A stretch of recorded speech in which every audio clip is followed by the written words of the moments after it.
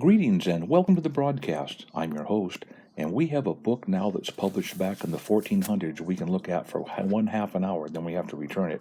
Rare woodcuts about the creation of the earth, the heavens, societies. Well, let's get started. Upper left-hand corner, the hand of God. That creates the circles of the earth, sometimes called the circle, and then the firmament. Over in the center part is a flat earth.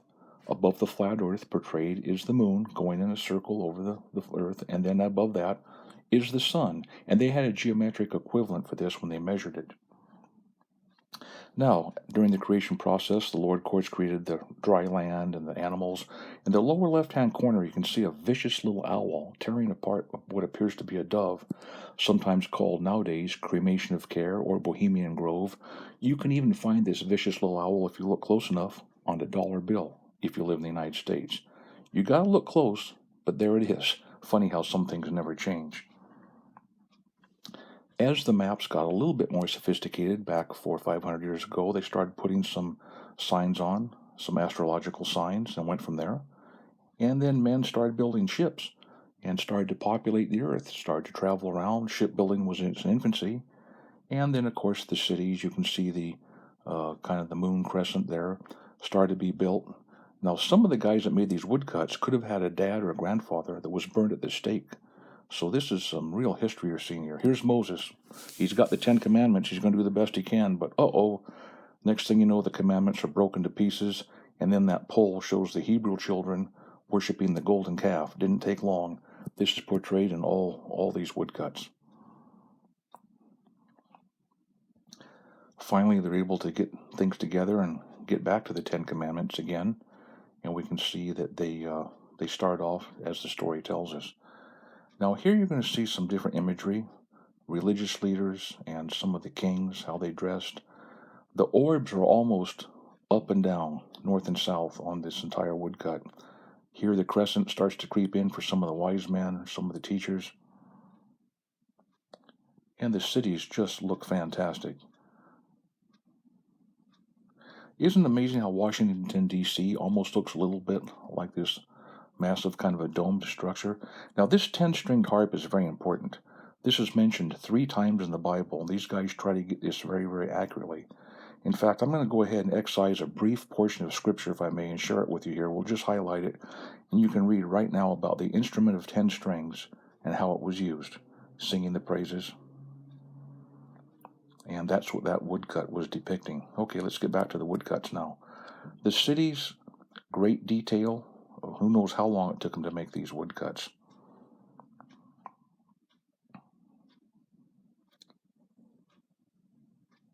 And we can see the streets.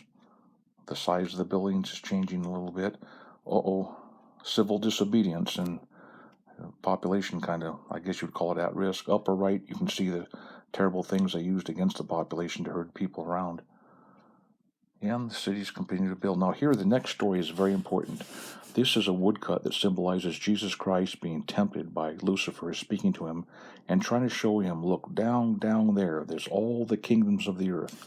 This is probably the best woodcut in this entire book, and we don't have much time. We have to show it to you here. But you can see all the nations of the earth portrayed back in a 500-year-old woodcut. Isn't this amazing?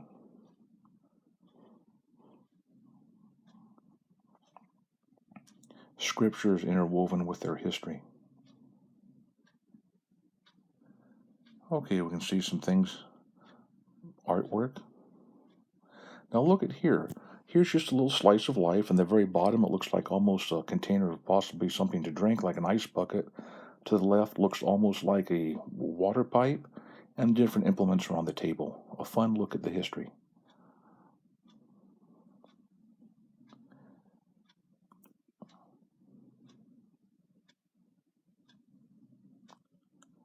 Okay, there's a few things here. The artwork gets better and better. Look at this sword, how it's scalloped in the center. Sometimes the edge could be almost hollow ground. This is very, very advanced for a sword like that old. And that helps us to date these things and enjoy this artwork even more. Well, poor Stephen was stoned in the Bible for his faith in the Lord, and this is that portrayal. Here's Saul of Tarsus. He's learning his lesson right now. And this bird, of course, is like a type of phoenix bird, pops up in the woodcut. Here's a crucifixion. You don't see crucifixions like this much anymore. This is how they were early depicted. Later on in this book, a crossbeam type crucifixion is depicted.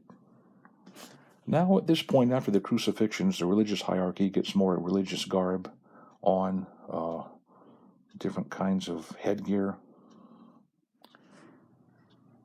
And this will let you just take a little look. I want you to see these orbs, how they're up and down, up and down, up and down, until they're later on, 100 or 200 years later on after this, they'll start tilting them to try to tilt the earth. Now here's Jesus Christ and a portrayal of his 12 disciples. Let's just drink this one in.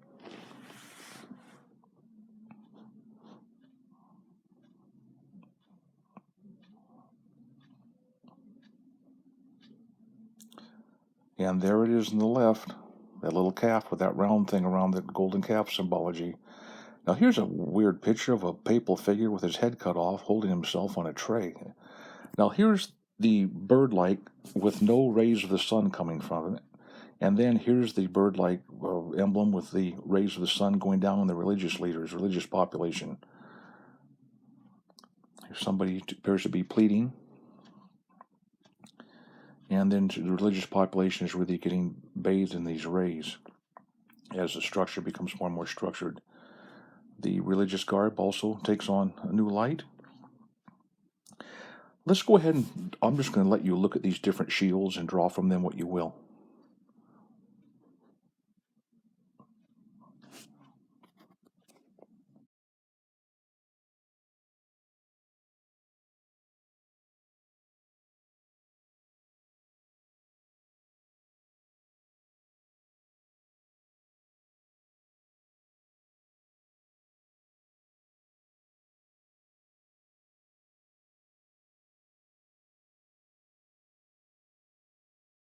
Well, those shields were interesting. Now we're going to see an actual crucifixion with the crossbeam style crucifixion. Sad, but we need to see this. And here's their portrayal of the sun and the moon, man and the moon. And back to the countryside views.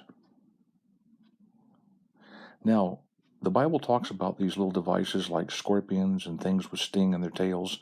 Let's look at these tails. These could deliver a sting, and this is what they thought that scripture referred to.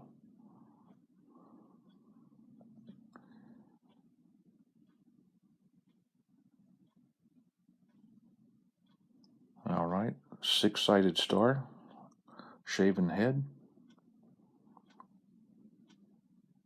Now look at this stuff, this hand jive, what they're doing with their hands.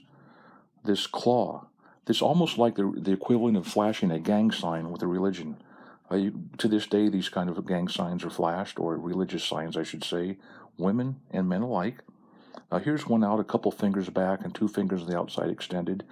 You can make a study just of these old woodcuts and things of the religious hand gestures, and then compare those to the religious leaders in the world today. Some very, very interesting parallels can be drawn. Here's a type of a surgery, apparently.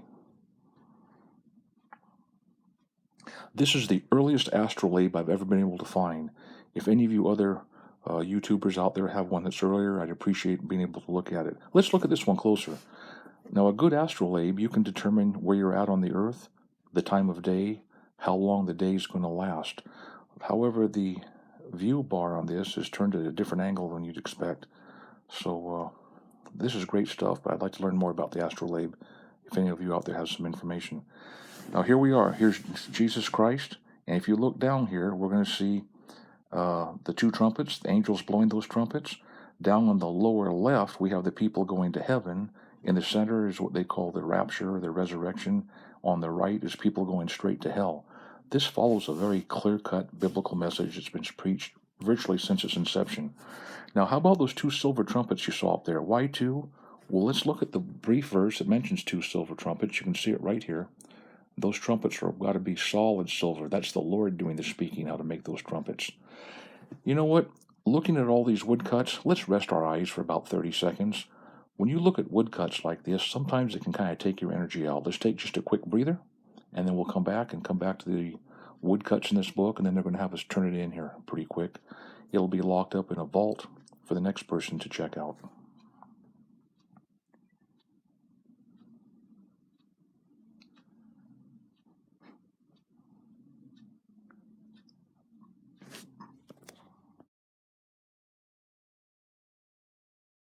Okay, our eye strain break is over. Let's go ahead and get this book open and enjoy some more woodcuts from the past. Now, this next one, I don't want to startle you, but after this page is going to show a depiction of a demon spirit coming down from the heavens, coming down on people, and there are people a little bit. There we are, right here. All kinds of things are happening, and people are running and trying to make sense of it with their Bible. If you'll notice over here on the left-hand side of this thing, you'll see like a demon's kind of horns, and you'll actually see this kind of a symbology on certain cans of energy beverages and around if you look for it close. Okay, a little bit more of the actual construction. That we see the archways coming into play more and more. Boy, this is just great stuff. All right, when you had a map like this, you didn't have a compass, you didn't have any meridian marks, nothing. You took the map, and that's all you had to find your way around on the flat Earth with the moon. And folks, we're getting the signal. We're going to have to go. This treasure needs to be returned. I think I can sum up this whole thing by probably 3 little sayings from this book we've looked at history, the creation of history and societies, and those 3 things would simply be these things right here.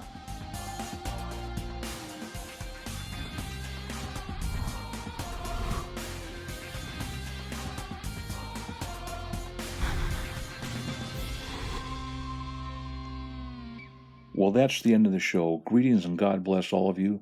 Take care, and if anyone again has an astrolabe that's older than the one we showed here, please link up and let us take a look at it.